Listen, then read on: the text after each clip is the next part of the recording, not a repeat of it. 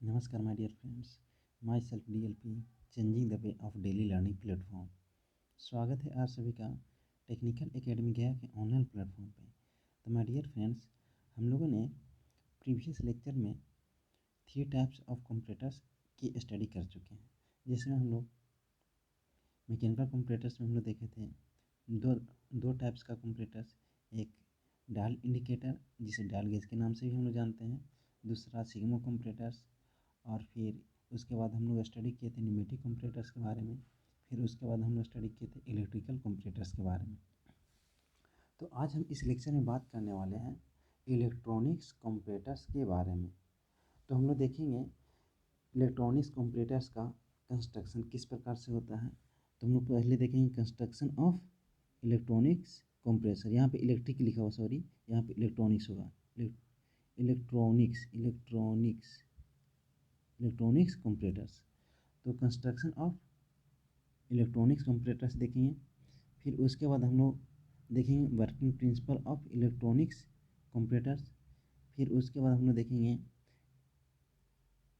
Advantage and disadvantage और उसका application electronics compressor का। फिर उसके बाद जैसे ही आपका इलेक्ट्रॉनिक्स कंप्रेसर इंड हो जाएगा तो उसके बाद हम लोग रिलेटिव डिफरेंस देखेंगे, जो हमारे लिए बहुत इंपॉर्टेंट है। आपको डिफरेंस कभी भी 5 नंबर में देखने को मिल सकता है एक्सटर्नल एग्जाम में, या 4 नंबर का।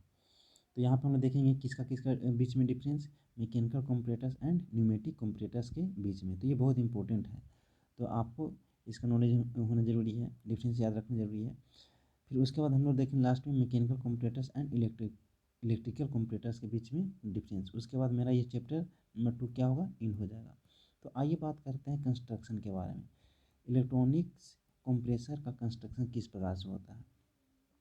तो ये जो है सिंपली आपको जो फिगर दिखाया गया है यहाँ पे, ये एक जो है से आपका इलेक्ट्रॉनिक्स कंप्रेसर का कंस्ट्रक्शन ये है। इसमें क्या होता है कि यहाँ पे एक सेंसर लगा हुआ है, यहाँ पे एक इस तरीक़े से सेंसर लगा हुआ, ये आपका सेंसर का काम है। और सेंसर से क्या लगे होते हैं, सेंसर किससे अटैच है, ट्रांसड्यूसर से। सेंसर से क्या अटैच है, ट्रांसड्यूसर अटैच है। और ये सेंसर क्या करता है, ये जब वर्क पीस पे लीनियर मोशन करता है, हमारा कंप्यूटर लीनियर मोशन कराते हैं, तो प्लंजर का जो टिप होता है वो वर्क पीस के सरफेस पे रहता है। तो वर्क पीस के सरफेस के कांटेक्ट में हमारा प्लंजर रहता है, तो उस फ्लैटनेस को, उस रफनेस को हमारा सेंसर क्या करता है, सेंस करता है। और सेंसर का कौन है, आपका प्लंजर है। तो प्लंजर जो है इस फ्लैटनेस को, इस रफनेस को सेंस कर करके ये इंफॉर्मेशन देता है ट्रांसड्यूसर को। और ट्रांसड्यूसर क्या करता है, इसके लीनियर मोशन को कन्वर्ट करता है। जो variation in dimension, small variation in dimension है, वो डायमेंशन के फॉर्म में है, लीनियर मोशन के फॉर्म में है। जो लीनियर डायमेंशन में वेरिएशन है उसको सेंस करके वो आगे प्रोसीड कर देता है ट्रांसड्यूसर को। ट्रांसड्यूसर का काम क्या है, जो लीनियर मूवमेंट है उसको कन्वर्ट करता है डीसी आउटपुट में। फिर इस ट्रांसड्यूसर से क्या कनेक्टेड होते हैं, ऑसिलेटर कनेक्टेड होते हैं। और ऑसिलेटर जो है, ऑसिलेटर का काम ये है कि जो डीसी आउटपुट है उसको एसी में कन्वर्ट करता है। तो ये जो है ऑसिलेटर जो है वो स्मॉल एसी में कन्वर्ट कर देता है। फिर स्मॉल एसी को जो है एक एम्पलीफायर जो है इसको लार्ज एसी, इसके अल्टरनेटिंग करंट के मैग्नीट्यूड को क्या कर देता है, बढ़ा देता है। तो ये एम्पलीफायर जो है वो कनेक्टेड होते हैं किसके साथ, ऑसिलेटर के साथ। फिर इस एम्पलीफायर में एक एम्प्लीकेशन सिलेक्टर लगे होते हैं। हमें जितना का एम्पलीफाई करने की ज़रूरत होता है उतना पे हम सिलेक्ट कर देते हैं। हमारा एम्पलीफायर उसको एम्पलीफाई करके स्मॉल एसी को लार्ज एसी में कन्वर्ट कर देता है। तो एम्पलीफायर का काम है स्मॉल एसी को लार्ज एसी में कन्वर्ट करता है। अब कितना लार्ज करना है उसके लिए हमारा क्या लगा रहता है, एम्प्लीकेशन सिलेक्टर लगे रहते हैं। फिर इस एम्पलीफायर के साथ क्या अटैच होते हैं, एक डीमोडुलेटर अटैच होते हैं। और इस डीमोडुलेटर का काम क्या है कि जो लार्ज एसी में कन्वर्ट किया है हमारा एम्पलीफायर स्मॉल एसी के वैल्यू को, उसको क्या करता है, लार्ज एसी के वैल्यू को क्या करता है, डीसी में कन्वर्ट करता है। और डीसी जाने के बाद डायरेक्ट करंट सीधे हमारा डायल में जाएगा, और वही डीसी जो है इसके नीडल को क्या करेगा, मूवमेंट डिफ्लेक्शन प्रोवाइड करेगा। तो हम बोलेंगे कि भैया हमारा जो वर्क पीस है वो फ्लैट नहीं है, हमारा फ्लैट नहीं है, यानी कहने का मतलब रफ है। देखिए जब हमारा फ्लैटनेस क्या रहेगा, फ्लैट रहेगा हमारा सरफेस, हमारा प्लेन रहेगा, इसमें किसी भी प्रकार का अगर डायमेंशन में वेरिएशन नहीं देखने को मिलेगा, तो हमारा जो ट्रांसड्यूसर के पास जो डीसी आउटपुट जाएगा, डीसी आउटपुट जाएगा, उसका जो वैल्यू हो जीरो होगा, जीरो होगा तो स्मॉल एसी भी जीरो होगा, जीरो ये भी होगा तो लार्ज भी नहीं करेगा कुछ, इसका वैल्यू भी जीरो होगा, जीरो होगा तो डीसी वैल्यू लास्ट में जो जाएगा जीरो, और जीरो जब जाएगा तो नीडियल हमारा जीरो पर ही शो करेगा।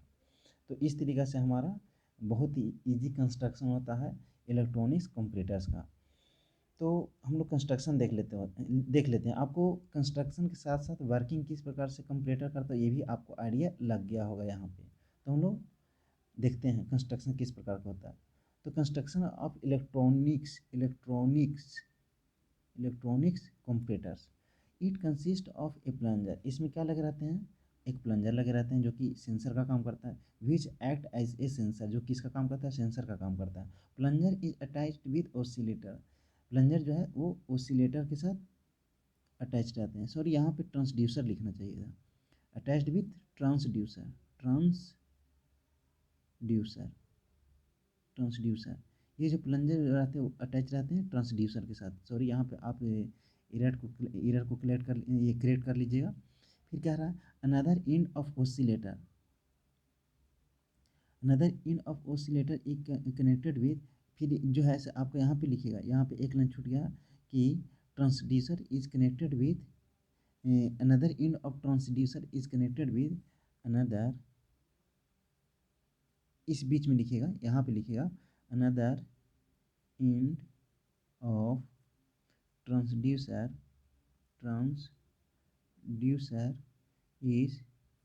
Connected with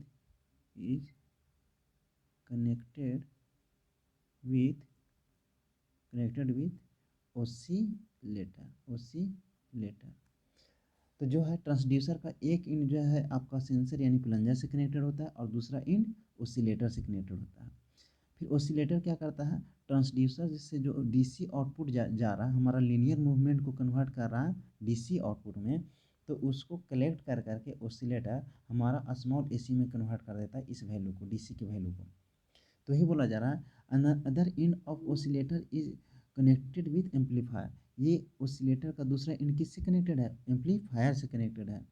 in amplifier and amplification selector is also attached with it, और एम्पलीफायर में एक क्या लगे रहते हैं, एम्पलीकेशन सिलेक्टर लगे रहते हैं। Another end of amplifier is connected with demodulator which is used to convert large AC into DC, और जो हमारा अनदर इंड ऑफ एम्पलीफायर है वो कनेक्टेड रहते हैं डीमोडुलेटर से, जो क्या करता है, हमारा डीमोडुलेटर क्या करता है, लार्ज एसी को किस में कन्वर्ट करता है, डीसी में करता है। फाइनली बोला जा रहा है कि this output DC shown on dial, और ये डीसी आउटपुट जो है जो आपको मिलता है फाइनली वो डायल पर हमें शो करके दिखाता है विद द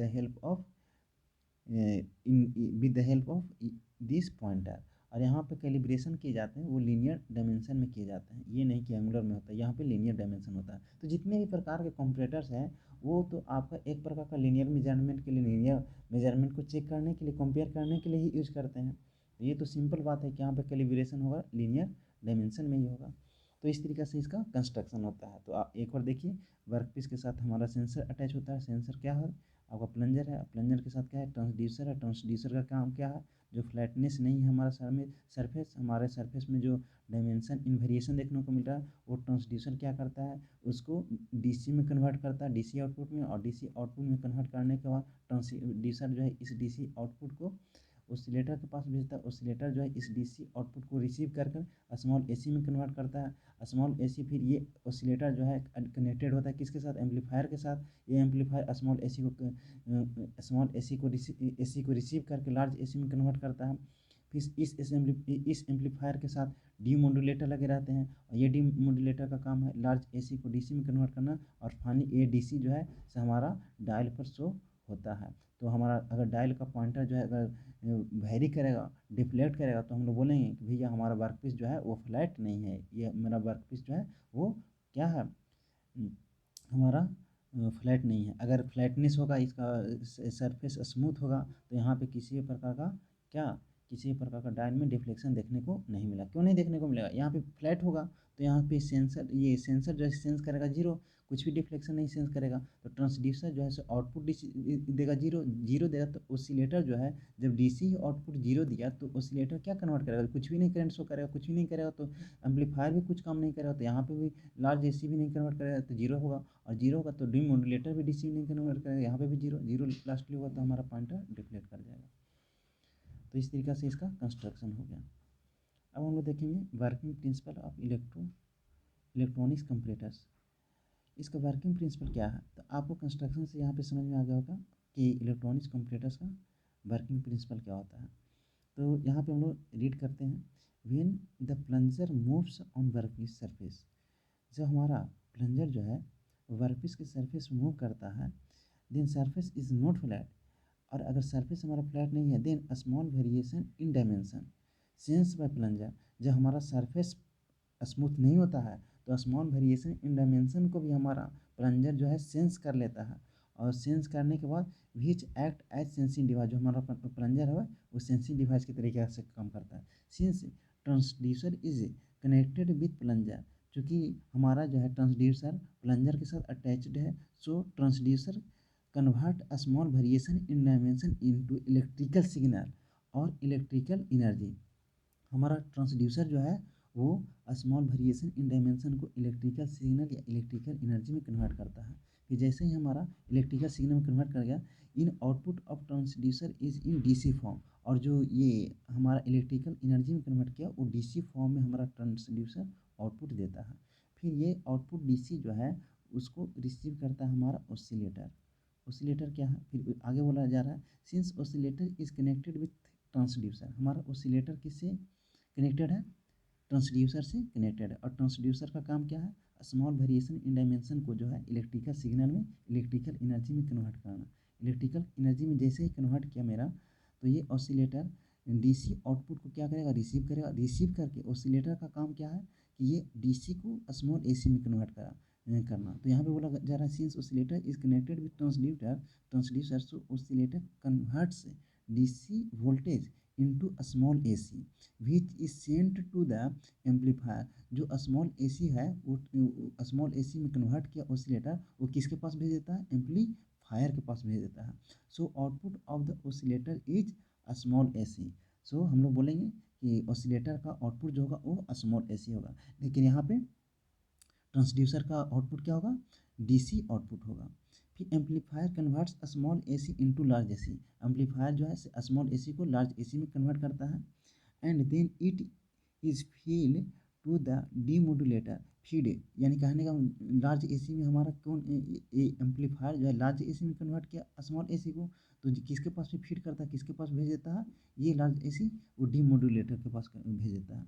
फिर not demodulator will be converted AC supply into again DC supply. जो हमारा लार्ज एसी है वो डीमोडुलेटर है, फाइनली हमारा डीसी सप्लाई में कन्वर्ट कर देता है। Which is given to the dial. और ये डीसी जो है वो किसको भेज देता है? डायल को भेज देता है। पॉइंटर जैसे ही डायल को भेजेगा तो पॉइंटर गेट डिफ्लेक्टेड, जिससे हमारा पॉइंटर डिफ्लेक्ट होगा। Hints this deflection of pointer gives information that the surface of workpiece is not flat or plane। और यही जो जैसे ही हमारा पॉइंटर डिफ्लेक्ट करेगा तो हमें इन्फॉर्मेशन पता चलेगा कि भैया हमारा वर्कपीस का सरफेस जो है वो फ्लैट नहीं है। तो इस तरीक़े से इसका वर्किंग प्रिंसिपल भी हम लोग देख लें। तो बहुत ईजी टाइप्स ऑफ कंपैरेटर्स था ये। अब हम लोग देखेंगे इलेक्ट्रॉनिक्स कंपैरेटर्स का एडवांटेज क्या क्या है। तो इसमें पहला एडवांटेज कह रहा है, it is highly applicable in inspection. Inspection में इसको हम लोग बहुत ज़्यादा यूज करते हैं। तो ये मेरे लिए एडवांटेज की बात है। दूसरा कह रहा है, it gives flat fast response. ये जो है हमारा रिस्पॉन्स जो है हमारा सरफेस अगर रफ होगा तो उसका इन्फॉर्मेशन बहुत जल्दी देता है, यानी कि इसका रिस्पॉन्स देने का टाइम जो है बहुत जल्दी है, ज़्यादा है। It has higher magnification. इसका मैग्नीफिकेशन जो होता है ज़्यादा होता है, लेकिन इलेक्ट्रिकल से ज़्यादा नहीं होता है। More sensitive towards vibration. हमारा इलेक्ट्रिकल कंपैरेटर जो है वो क्या है? वाइब्रेशन को सेंस नहीं कर रहा था, लेकिन ये जो है वो वाइब्रेशन को भी सेंस कर ले रहा था। यानी कहने का मतलब अगर वाइब्रेट करेगा, वाइब्रेशन पोजीशन पे हमारा अगर कोई इंस्पेक्शन चलता रहेगा और इलेक्ट्रॉनिक कंप्रेटर्स का यूज़ करेंगे तो वहाँ पे वाइब्रेशन का भी इफेक्ट देखने को मिलेगा, उसको सेंस कर लेगा। अतः यहाँ पे एरर देखने को मिलेगा। फिर कह रहा है इंस्ट्रूमेंट इज़ वेरी कॉम्पैक्ट इन ये डिज़ाइन, ये जो है ये इसका डिज़ाइन जो है बहुत कॉम्पैक्ट होता है। यानी कहने का मतलब इसको आसानी से हम एक जगह से दूसरी जगह तक ले जा सकते हैं। फिर अगला पॉइंट में बोला जा रहा है, तो ये मेरे लिए एडवांटेज हो गया। It has less number of moving part, इसमें जो है less number of moving part होते हैं। तो ये इस तरीक़े से इलेक्ट्रॉनिक्स कंप्रेसर का क्या हुआ, एडवांटेज। डिसएडवांटेज ऑफ इलेक्ट्रॉनिक्स कंप्रेटर्स देखते हैं। इलेक्ट्रॉनिक्स कंप्रेटर्स का डिसएडवांटेज क्या है, क्वाइट एक्सपेंसिव, ये जो है थोड़ा सा एक्सपेंसिव होते हैं। सेकेंड में कह रहा an external source of energy is required, इसके लिए जो है हमारा एक्सटर्नल सोर्स की ज़रूरत पड़ता है, जबकि मैकेनिकल कंप्रेटर्स में हमें किसी भी प्रकार का एक्सटर्नल एनर्जी की ज़रूरत नहीं पड़ता है। लेस कॉम्पैक्ट और स्ट्रॉन्गर देन मैकेनिकल कंप्रेटर्स, ये जो है ये ये इसको आसानी से लेकर के जा सकते हैं, लेकिन हमारा मैकेनिकल कंप्रेटर से इसका जो स्ट्रक्चर जो होता है, इसका मतलब कंस्ट्रक्शन जो होता है वो कॉम्पैक्ट होता है, यानी स्ट्रॉन्ग ज़्यादा नहीं होता है, उतना ज़्यादा कॉम्पैक्ट या स्ट्रॉन्ग नहीं होता जितना कि ज़्यादा मैकेनिकल कंप्रेटर्स होते हैं। तो इस तरीके से इसका डिसएडवांटेज हुआ। तो इसका जो है इसका स्ट्रॉन्गनेस जो है वो कम होता है as comparison to mechanical comparators. फिर एप्लीकेशन कहाँ यूज़ करते हैं, the electronics comparators are designed for fulfilling the need of industries due to its accuracy and versatility. इसको बहुत जगह पे यूज़ होने के कारण इसको क्या हाँ यूज़ करते हैं, इंडस्ट्री में हम लोग यूज़ करते हैं। Used for checking flatness of surface, surface हमारा फ्लैट है या नहीं उसको चेक करने के लिए हम लोग इसका यूज़ करते हैं। फिर इस तरीक़े से हमारा इलेक्ट्रॉनिक्स कंप्रेटर्स कंप्लीट हुआ। अब हम लोग कुछ इंपॉर्टेंट पॉइंट भी देखेंगे जो हमारे एक्सटर्नल पॉइंट ऑफ व्यू से बहुत इंपॉर्टेंट है। जैसे कि आपको सिलेबस में दिया गया रिलेटिव डिफरेंस बिटवीन कंप्रेटर्स, तो इसमें रिलेटिव डिफरेंस हम लोग देखेंगे जो बहुत इंपॉर्टेंट है। तो मैकेनिकल कंप्रेटर्स और न्यूमेटिक कंप्रेटर्स के बीच में डिफरेंस पहले देखेंगे, उसके बाद हम लोग देखेंगे difference between mechanical comparators and electrical comparators. तो हम लोग mechanical comparators and electrical comparators के बीच में पहले डिफरेंस देखते हैं। तो ये यहाँ पे बोला गया है, बहुत इंपॉर्टेंट है, इसको हमेशा याद करके रखना है। बोला गया है मैकेनिकल कंप्रेटर्स में it has more moving part hence wear and tear is more. यहाँ पे जो है मैकेनिकल कंप्रेटर्स में बहुत ज़्यादा क्या देखने को मिलते हैं, मूविंग पार्ट देखने को मिलते हैं। तो यहाँ पे chances of wear and tear ज़्यादा हो सकता है, यहाँ पे वियर एंड टियर होने के चांसेस ज़्यादा हो सकता है।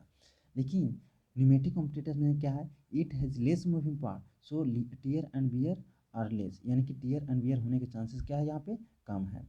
तो आपको इसके बारे में सिंपल आइडिया लग गया होगा, यहाँ पर हमको ज़्यादा बताने की ज़रूरत नहीं है, क्योंकि आप अगर इसके लेक्चर को डिटेल में देखते हैं ना तो आपको सारा डिफरेंस आप खुद ही निकाल सकते हैं, ये हमको बताने की ज़रूरत नहीं है, लेकिन फिर भी हम आपको सुविधा के लिए हम यहाँ पे डिस्कस कर दे रहे हैं।